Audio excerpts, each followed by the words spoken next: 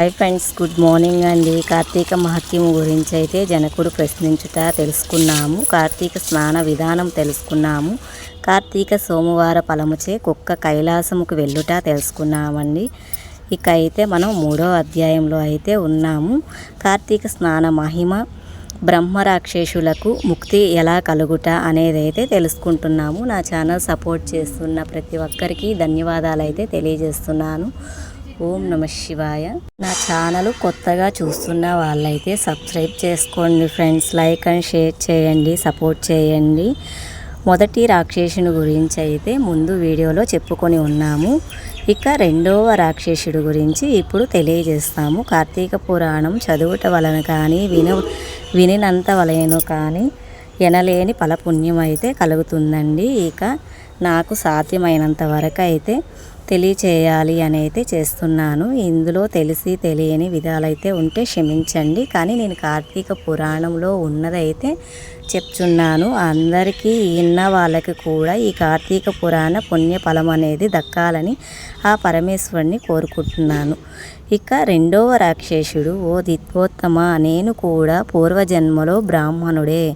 నేను నీచుల సహవాసము చేసి తల్లిదండ్రులను బాధించి వారికి తిండి పెట్టక మార్చి అన్నమో రామచంద్రయ్యను అటుల చేసి తిని వారి ఎదుటనే నా భార్య బిడ్డలతో పంచభక్ష పరమాన్నములతో నేను ఎట్టి దాన ధర్మములను చేసి ఎరుగను. నా బంధువులను కూడా హింసించి వారి ధనమును అపహరించి రాక్షసుని వలె ప్రవర్తించి నా బంధువుల దగ్గర ఉన్న ధనము కూడా అపహరించి వారిని కోపము నుండి బాధ పెట్టుము అని బ్రాహ్మణుని పాదములపై పడి కనుక రాక్షసత్వము కలిగి. ఇలా రెండవ రాక్షసుని కథ అయిపోయినది. ఇక మూడవ రాక్షసుని కథ అయితే తెలుసుకుందామండి.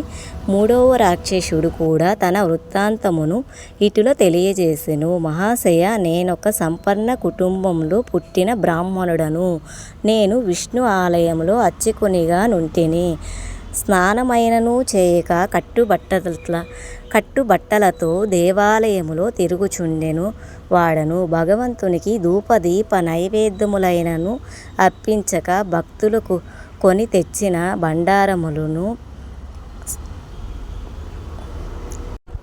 నా ఉంపుడు గత్తెకు అందజేయచు మద్య మాంసాలను సేవించుచు పాప కార్యములను చేసినందున నా మరణాంతరమున ఈ రూపమున ధరించి తిని. కావున నన్ను కూడా పాప విముక్తుణ్ణి చేయుమని బ్రాహ్మణుని ప్రార్థించెను.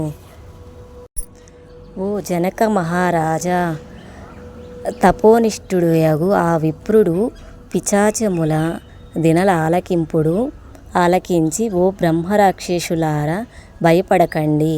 మీరు పూర్వజన్మలో చేసిన ఘోర కృత్యముల వల్ల మీకు ఈ రూపములు కలిగెను. నా వెంట రండి, మీకు విముక్తిని కలిగించెదను అని ఓదార్చి తనతో తీసుకుపోయెను. ఆ ముగ్గురి యథార్థ విముక్తికై సంకల్పము చెప్పుకొని తానే స్వయముగా గోదావరి స్నానమాచరించి స్నాన పుణ్య ఫలమున ముగ్గురు బ్రహ్మ రాక్షసులకు దారపోయగా వారి రాక్షస స్వరూపములు పోయి దివ్య రూపములు ధరించి వైకుంఠముకు పోయిదిరి. కార్తీక మాసములో గోదావరి స్నానమాచరించితో హరిహరుదులు సంతృప్తి పొంది వారికి సకల ఐశ్వర్యములు ప్రసాదించుదురు. అందువల్ల ప్రయత్నించిన సరే కార్తీక స్నానం ఆచరించాలి. కార్తీక మాసము అనేది ఆచరించకపోయినా, పురాణ శ్రవణము చేయకపోయినా, కార్తీక మాసములో తెల్లవారుజామున స్నానము చేసి కార్తీక స్నానం ఆచరించి దీపం అనేది పెట్టినచో హరిహరులైతే ఎనలేని పుణ్యఫలం అనేది ప్రసాదించుదురు. ఇక 4వ అధ్యాయము దీపారాధన మహిమ గురించి తెలుసుకుందాము. ఈ విధముగా వశిష్ఠుడు కార్తీక మాస వ్రతము యొక్క మహిమ వల్ల బ్రహ్మరాక్షస జన్మ నుండి కూడా విముక్తి పొందెదరు అని చెప్పుచుండగా, జనకుడు, మహాత్మా, తమరు తెలియజేసిరి. ఈ ఇతిహాసములు వినిన కొలది తనివి తీరకున్నది. కార్తీక మాసములో ముఖ్యముగా ఏమేమి చేయవలెనో మీరు వివరించమని కోరుకున్నారు. పూజ చేయనచో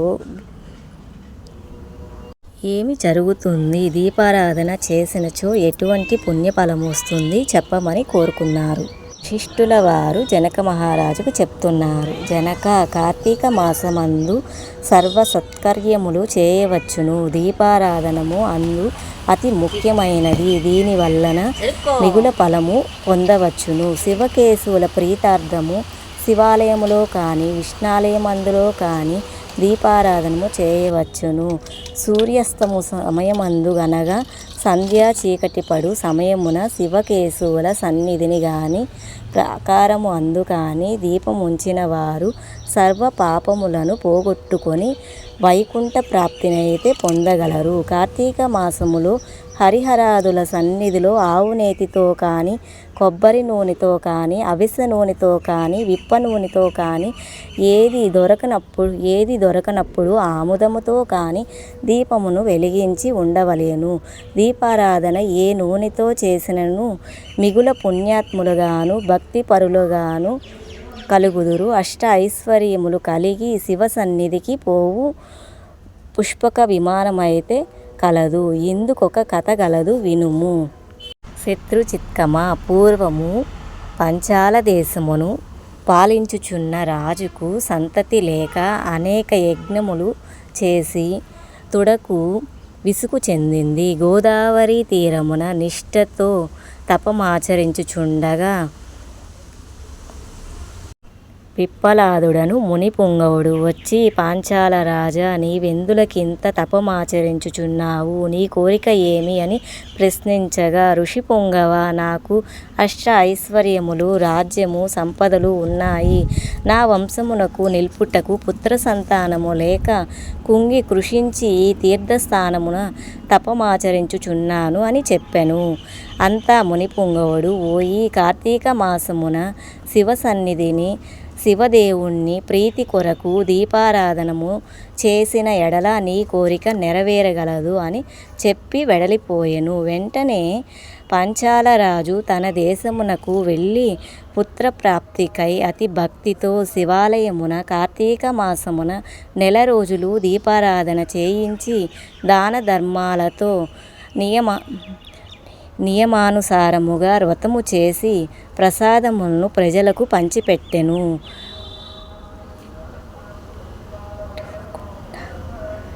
విడువకుండా 9 దినములు అట్టులా చేసెను. తత్పుణ్య కార్యముల వలన ఆ రాజు భార్య గర్భవంతురాలైనది. క్రమ ప్రకారముగా 9 మాసములు నిండిన తరువాత ఒక శుభముహూర్తమున ఒకానొక శుభ గడియలలో కుమారుణ్ణి కనెను.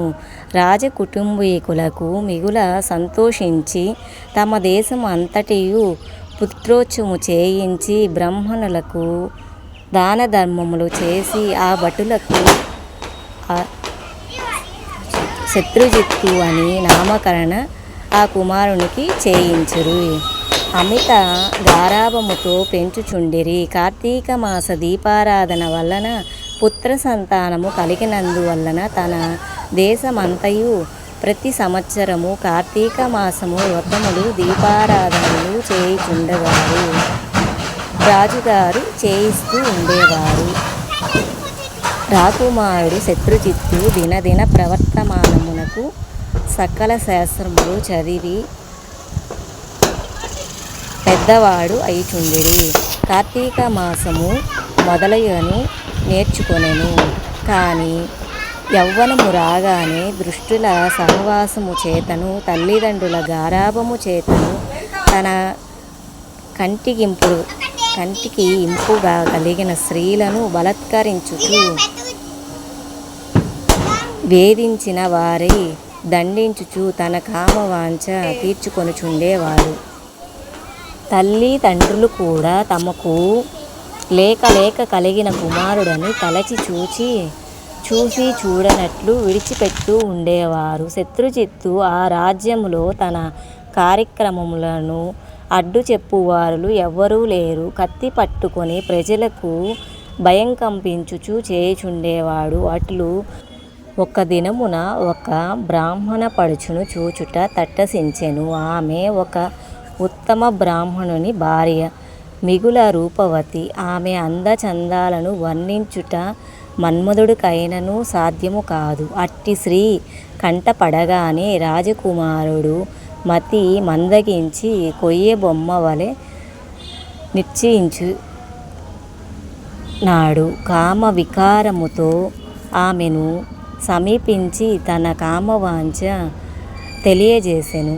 ఆమె కూడా అతనికి సౌందర్యానికి ముగ్ధురాలై కులము, శీలము, సిగ్గు విడిచి అతని చేయి పట్టుకొని తన ఆశయ మందిరానికి తీసుకొని పోయి భోగముల అనుభవించెను.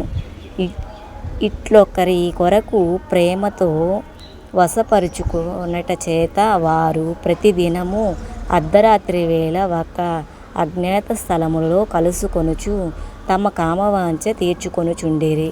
ఇట్లు కొంతకాలము జరిగినది. ఎటులనో ఈ సంగతి ఆమె మగనికి తెలిసి పసిగట్టి భార్యను రాజకుమారునికి ఒక్కసారిగా చంపవలెనని నిశ్చయించుకొని ఒక ఖడ్గమును సంపాదించి సమయము కొరకు నిరీక్షించుచుండేవాడు. ఇట్లుండగా కార్తీక శుద్ధ పౌర్ణమి రోజున ఆ ప్రేమికులు ఇరువురు శివాలయమునకు కలుసుకోవాలి అని నిర్ణయించుకొని ఎవరికి వారు రహస్య మార్గమున బయలుదేరిరి. ఈ సంగతి ఎటులో పసిగట్టిన బ్రాహ్మణుడు అంతకు ముందే కత్తితో సహా బయలుదేరి గర్భగుడిలో దాగి ఉండెను. ఆ కాముకులు ఇద్దరిని గుడిలో కలుసుకొని గాఢ లింగాన మునర్చుకొను సమయమున చీకటిగా ఉన్నది. దీపముండిన బాగుండును కదా అని ఇటి రాకుమారుడు అనగా ఆమె తన పైట చెంగుని చించి అక్కడున్న ఆముదపు ప్రమిదలో ముంచి దీపము వెలిగించినది. తర్వాత వారి ఇరువురు మహానందములో రాతి క్రీడలు సల్పుటకు ముందడుగు కొనసాగిరి. అదే యదనుగా ఆమె భర్త తన మొలనున్న కత్తి తీసి ఒక్క వేటుతో తన భార్యను ఆ రాజకుమారుని ఖండించి తను కూడా పొడుచుకొని మరణించెను. వారి పుణ్యము కొలది ఆ రోజు కార్తీక శుద్ధ పౌర్ణమి సోమవారం అగుట వలన ఆ రోజు ముగ్గురు చనిపోయిన వలన శివదూతలు ప్రేమికులు ఇరువురిని తీసుకుని పోవుటకు యమదూతల్ని బ్రాహ్మణుని తీసుకొని పోవుటకు అక్కడకు వచ్చిరి. అంతా యమదూతలను చూచి బ్రాహ్మణుడు, ఓ దూతలారా, నన్ను తీసుకొని వెళ్ళుటకు మీరు ఎలా వచ్చినారు? కామాంధకారముతో కన్ను మిన్ను తెలియక పశుప్రాయమున వ్యవహరించిన ఆ వ్యభిచారులను కొరకు శివదూతలు విమానములో వచ్చుట ఎలా చిత్రముగా నున్నదే అని ప్రశ్న వేసెను బ్రాహ్మణుడు. అంతా యమకింకరులు, ఓ బాపనడా, వారి ఎంతటి నీచులైనను ఈ పవిత్ర దినమున అనగా కార్తీక పౌర్ణమి సోమవారము దినమున తెలిసినా తెలియకపోయినా శివాలయంలో తెలిసి గాని తెలియక గాని శివాలయంలో శివుని సన్నిధికి దీపం వెలిగించిన వలన అప్పటి వరకు వారు చేసిన పాపములన్నీ నశించిపోయినవి కావున వారిని కైలాసమునకు తీసుకుపోయి పోవుటకు శివదూతలు వచ్చినారు అని చెప్పగా ఈ సంభాషణమంతయు వినుచున్న రాజకుమారుడు, అలా ఎన్నటికీ ఇలా జరుగునివ్వను. తప్పొప్పులు ఎలాగున్నప్పటికీ మేము ముగ్గురమును ఒకే సమయములో ఒకే స్థలములో మరణించితిమి కనుక ఆ ఫలము మా అందరికీ వర్తించవలనదే అని తాము చేసిన దీపారాధన ఫలములో కొంత ఆ బ్రాహ్మణుకు దానము చేసెను. వెంటనే తనని కూడా పుష్పక విమానం ఎక్కించి శివ సన్నిధానకు చేర్చిరి. వింటివా జనక, శివాలయములో దీపారాధన చేయుట వలన ఆ ప్రేమికులు చేసిన పాపములు పోయేటే కాక కైలాస ప్రాప్తి కూడా కలిగెను. కాన కార్తీక మాసంలో నక్షత్రమాల యందు దీపారాధన చేసిన వారు జన్మరహితమై పొందుదురు, పుణ్యఫలాన్ని పొందుదురు అని వశిష్ఠుల వారు జనక మహారాజుకి చెప్పినారు. ఇక 5వ అధ్యాయము వనభోజన మహిమ అయితే తెలుసుకుందామండి. కార్తీక మాస కథ చదువుటే కాదు, వినినంత వలె కూడా కార్తీక పుణ్య ఫలమైతే పొందుతాము. ఓం నమ శివాయ.